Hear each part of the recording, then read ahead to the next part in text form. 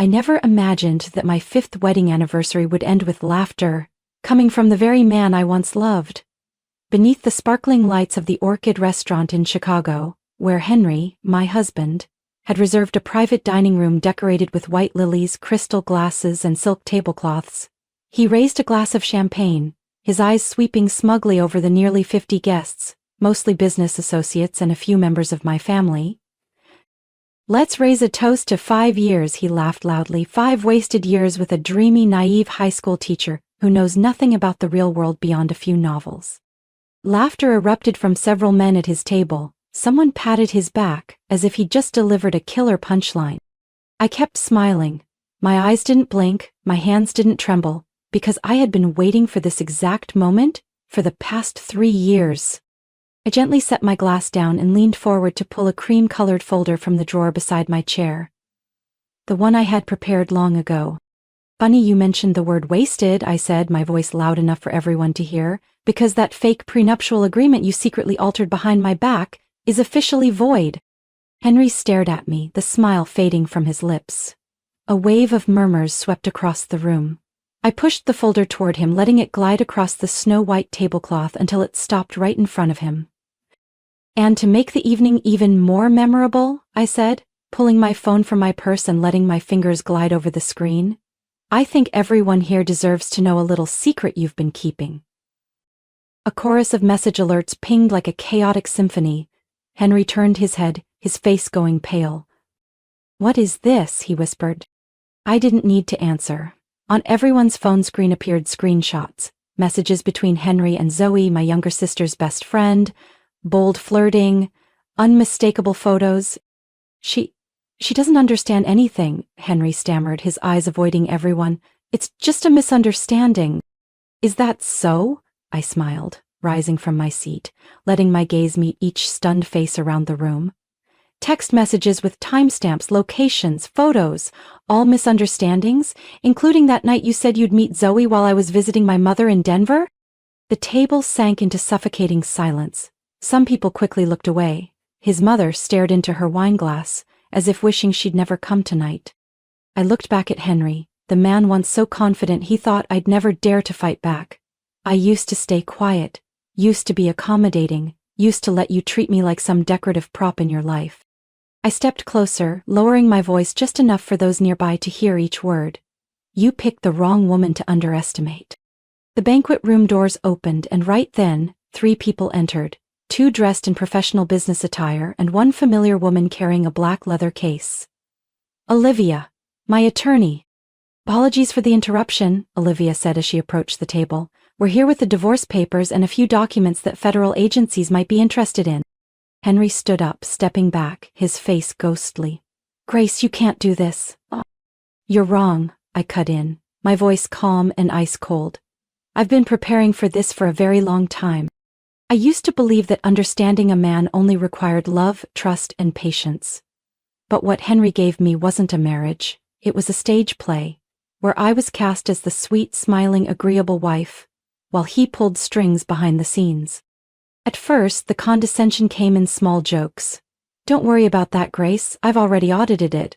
Or, "These numbers are too complicated, better if you just focus on your classroom and parent meetings." I would smile softly and step back. But every comment, every dismissive glance, every meeting I was excluded from became cracks in my foundation. At 38, Henry ran a well-known financial consulting firm in Boston where we lived. He was used to being the smartest man in the room, and my presence, a high school literature teacher, only fueled his misguided confidence. What he didn't know was that I had been paying attention all along. I learned to listen in silence, the way my best students did before crafting brilliant literary analyses. I remembered every detail, the late-night phone calls with his unusually low voice, the spreadsheets he hurriedly minimized when I entered the room, and the documents he left on the kitchen counter, thinking I could never understand those columns of codes. I created a separate email account not linked to any family device just to store snapshots of those documents. Notes I jotted after conversations Henry assumed I wasn't even following. When he mentioned an off-the-books fund transfer from Atlantic Consulting, I nodded like the obedient wife, still stirring his coffee. But that night, I replayed the audio from my phone and transcribed every word. Maybe the first real blow to my trust didn't come from the numbers, but from a familiar name. Emily Jenkins. She used to be my best friend in college, now working in client relations at Henry's firm. One night, while tidying up the study, I found a card that had slipped from his drawer. Handwritten in delicate script. Last night was perfect. I can still smell your cologne in my hair. I didn't cry. I didn't scream. I just stood there, my fist clenched white. And I knew it was time to stop being the compliant wife. I reached out to Veronica Blake, an old law school acquaintance, now a financial and divorce attorney in New York.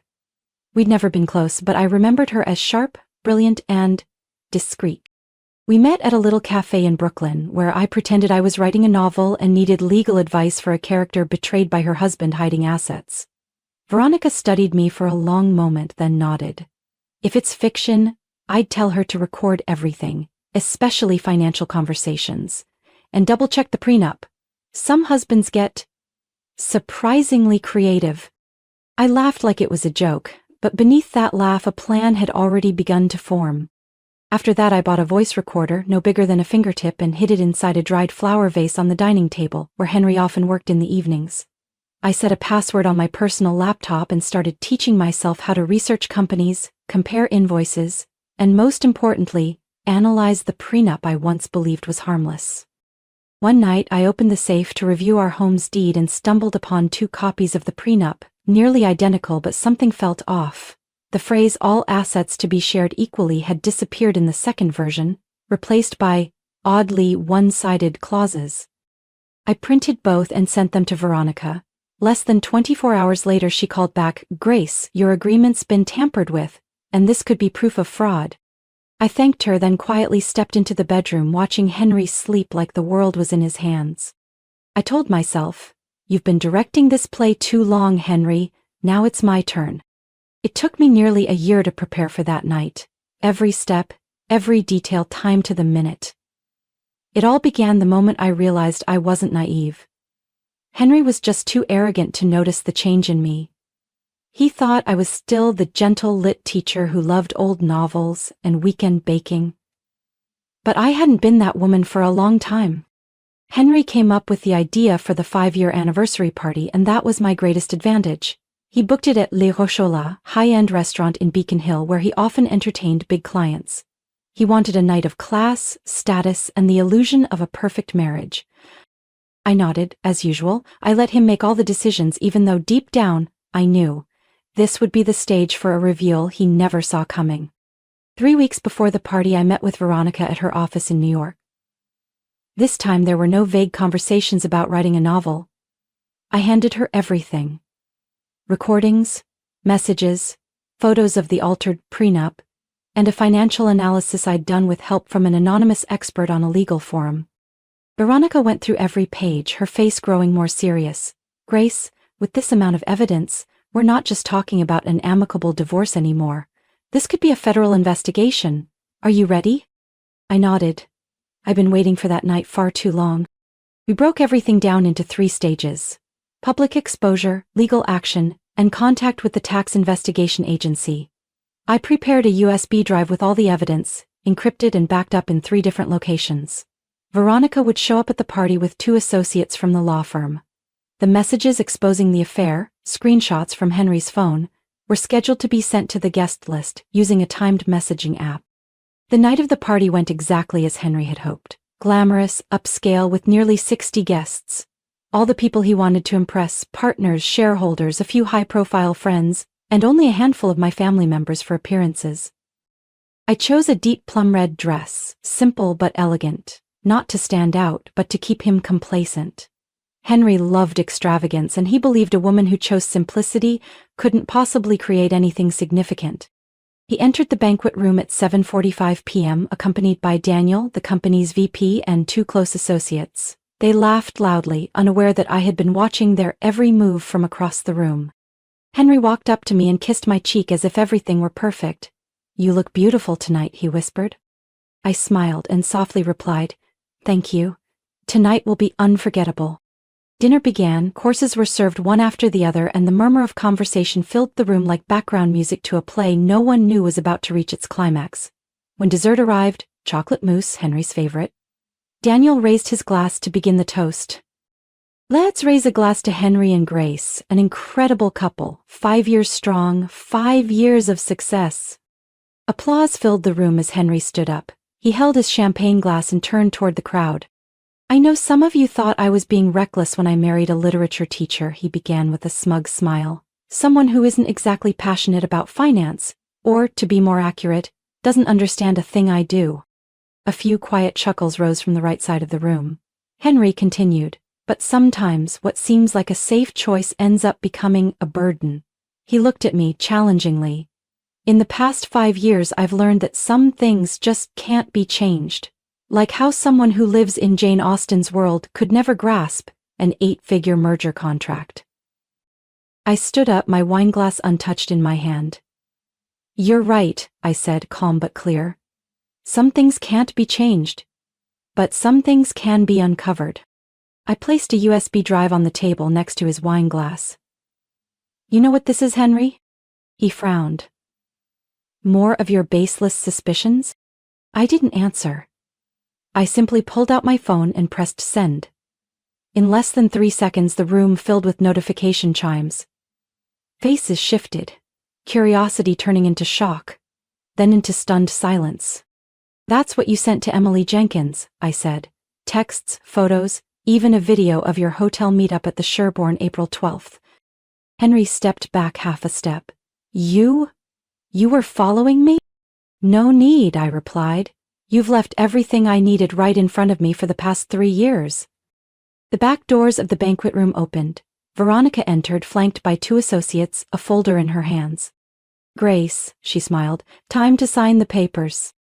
Henry stood frozen in the middle of the room, his eyes darting across dozens of faces, shocked, then shifting to something between disappointment and disgust. Soft murmurs rippled like waves through the room, gathering around the space where he stood, completely alone. Daniel, the man Henry once called his right hand, pulled out his phone, got up and quietly left the table.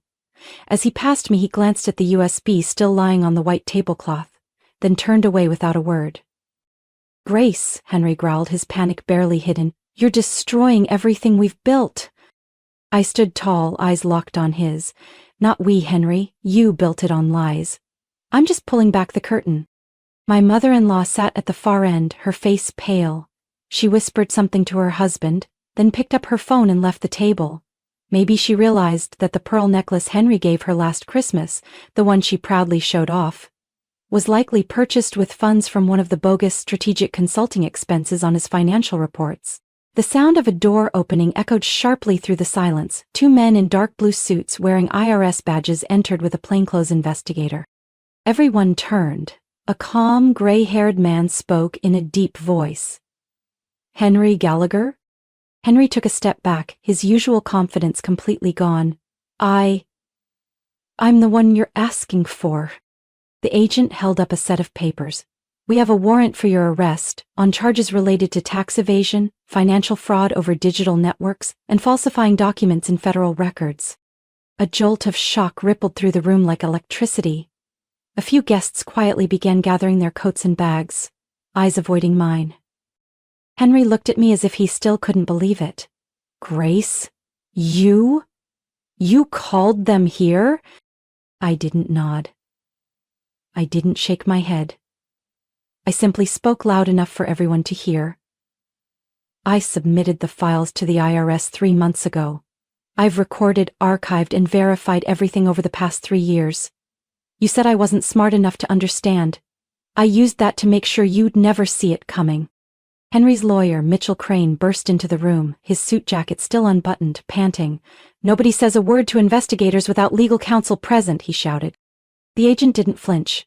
"We have a warrant and all necessary evidence. Any concerns can be addressed in court." Mitchell turned to me, about to speak, but I looked him dead in the eye. "Don't waste your breath, Mitchell. I read the one-party consent laws in this state. I reviewed the federal fraud reporting statutes. Everything was legal. One guest, a longtime business partner of Henry's, stood up, shook his head, then turned to his assistant. Cancel all meetings with Gallagher through the end of the month. And contact independent auditors. Henry struggled, but when the cuffs were placed on his wrists, his look toward me wasn't anger, it was defeat. You won't get anything from this, he hissed through clenched teeth. I leaned down, gently picking up the USB from the table. I don't want anything from you, Henry. I want myself back. As they escorted him out of the room, the remaining guests stepped aside like an invisible corridor had opened. The chandelier lights above cast his faltering shadow across the polished stone floor. A few people I used to call friends rushed over with awkward words of comfort. I smiled politely but distantly. I was no longer the woman they once thought was soft and naive. Veronica placed a hand on my shoulder, her gaze steady and kind. You okay? I took a deep breath. Absolutely, I don't have to pretend anymore. The room slowly emptied, but I stayed where I was. At the spot where Henry had just been taken away, bearing witness to the collapse of a facade built on arrogance and deceit. No one dared look at me like a meek wife ever again, and that was my first real victory. For me. After that night, it felt like a heavy shell that had encased me for 5 years finally broke away. The house in Brookline, once a symbol of the successful marriage Henry loved to flaunt, now became a place of genuine peace. I had quietly transferred the title into my name 6 months earlier, during a moment when Henry hastily signed a stack of joint investment paperwork without reading the fine print. Back then I wasn't even sure I'd need it, but something in my gut told me that one day I would need that control to hold on to the one thing that wasn't manipulated, my home. Sitting in the oak-paneled study that had once been Henry's domain, I sorted through every drawer, every shelf, old contracts, dense documents. I packed them neatly into a box labeled The Past. Next to it I placed a fresh notebook, light brown leather cover, with just one line written on the first page. Day 1 of the rest of my life. I returned to what I always loved, literature, but this time I wasn't just a reader, I was a storyteller. I accepted a teaching position at a small community college in Cambridge where students included older adults, single mothers, and those returning to school to change their futures. They listened to me talk about The Great Gatsby, but their eyes lit up when I spoke about recognizing manipulation in relationships, the language of control, and the power of knowledge, even in finance. One student named Melissa, a former supermarket cashier, asked me after class, "Do you think someone like me can ever understand finance? I just learned how to use a credit card." I smiled and handed her the first printout of the series I'd been writing, Hidden in Plain Sight, a financial self-defense guide for women. The idea started as scattered notes and slowly became the blueprint for a book. I didn't write it as a financial expert, but as a woman who had to learn how to survive in the shadows of condescension. I told real stories, used examples straight from the things Henry once did, and how I reversed them. The book isn't a memoir, it's a roadmap. I don't want women to just sympathize with me, I want them to act. I also founded a group called the Lantern Circle, a circle of light, where women from all walks of life come together to learn about personal finance, from how to read bank statements to how to detect signs of fraud in family-run businesses. It started with just 6 members, then 12, then 20. We met every Wednesday evening at the city library. I always began with a literary quote, "Knowledge is light," and then shared the power of understanding and taking control of personal finances. One evening, while organizing materials for a session, I received a text from an unknown number. "This is Rachel, ex-wife of one of Henry's friends. I just saw your talk at the seminar. Could I join the Lantern Circle?" I read the message several times, then replied simply, "All women are welcome, as long as they're ready to learn and share." I no longer avoided the past. I used it as a foundation. Henry would go to trial this coming fall. I had been called as the key witness in his case, but this time I didn't tremble in the face of justice. One afternoon, after class ended, I stood watching students gather their notes, golden light from the setting sun casting a soft glow across the desks. A young woman turned back and asked me, "Ms. Grace, if you could go back to the first day of your marriage, what would you do differently?" I looked at her for a moment, then answered, slowly but firmly, "I would still love, but I wouldn't leave myself behind just to keep the peace." That was the freedom I had found. Not revenge, but the return of a woman who knew her worth, and would never again let anyone redefine it. That afternoon, Boston was quieter than usual. I was sorting through a stack of materials for the Lantern Circle meeting when the library's doorbell rang. Someone had arrived early. I looked up from the long mahogany table and turned toward the glass entrance. And there she was. Emily Jenkins. The woman who had once been my close friend. The one who used to walk into my home with a familiar smile, and who had also appeared beside Henry in photos I never wished to see. She stood outside the door holding a flyer for the Lantern Circle that I knew I had posted at a grocery store near South End. I didn't feel startled or angry. Those emotions had left me long ago, perhaps at the very moment I hit send to expose everything at the anniversary party. I walked out and opened the door. Emily pressed her lips together, her eyes wavering between apology and hesitation.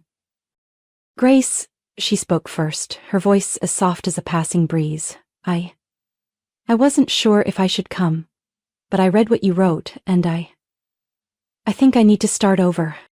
I stayed quiet for a few seconds, not because I didn't know what to say, but because I wanted to be certain that when I spoke, my heart was at peace. "Come in," I said, gently pushing the door open. "We start at 7.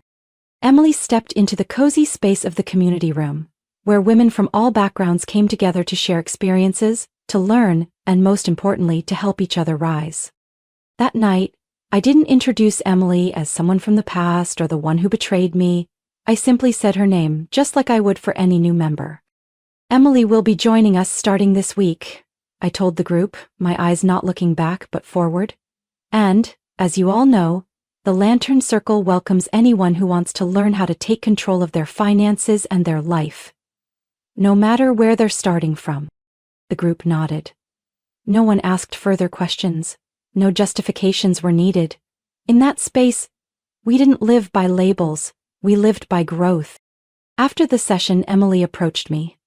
She held in her hand a printed draft of the first chapter from Hidden in Plain Sight, the book I'd been sharing with the group. "Have you really forgiven me?" she asked, her eyes still holding a trace of doubt. I looked straight at her. "For the first time since everything fell apart, I haven't forgiven what you did to me," I said honestly, "but I'm also not letting it imprison me for another minute." Emily said nothing, but her shoulders sank in that familiar way I had seen in many women when they begin to confront themselves. It's not easy to turn back. It's even harder to knock on a door you once helped break. But she came, and that, I believe, was the first step. That night, after everyone had left, I sat alone and finished the final lines of my book draft on my laptop. I didn't write about Henry.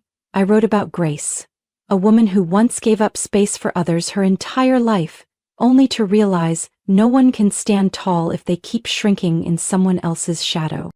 I wrote that financial independence isn't just about money, it's about how we define our worth, through actions, through choices, and sometimes through silence that chooses not to respond. The draft was complete at 11:47 p.m. I saved it under a simple title, Grace, the version I always wanted to be known as. The next morning I received an email from a small publishing house in Vermont. The editor's name was Claudia. She had attended one of my virtual financial workshops. "I read what you wrote, and it doesn't feel like a textbook, it feels like a mirror, where women can look in and see themselves. If you're open to it, we'd love to discuss publishing." I smiled, brewed myself a cup of cinnamon tea, and looked out the window, where the morning sun in Boston lit up each pane of glass, as if to remind me that every day is a chance to rewrite a piece of your life. No, I no longer live for revenge. I live to rewrite what I deserve, and this time, no one, not even the past, can hold me back. I once lived under the mask of the perfect wife, trying to hold together a marriage built on illusion. But the way others underestimated me taught me how to listen, observe, and rise. Now, I don't need anyone to define my worth. I choose to live with awareness, with knowledge, and with self-respect. And if my story can awaken even one woman who feels lost, then everything I've been through will have been worth it. What do you think about Grace's journey and the choices she made? Share your thoughts in the comments below. Don't forget to follow the channel for more powerful, real-life stories about relationships and personal transformation.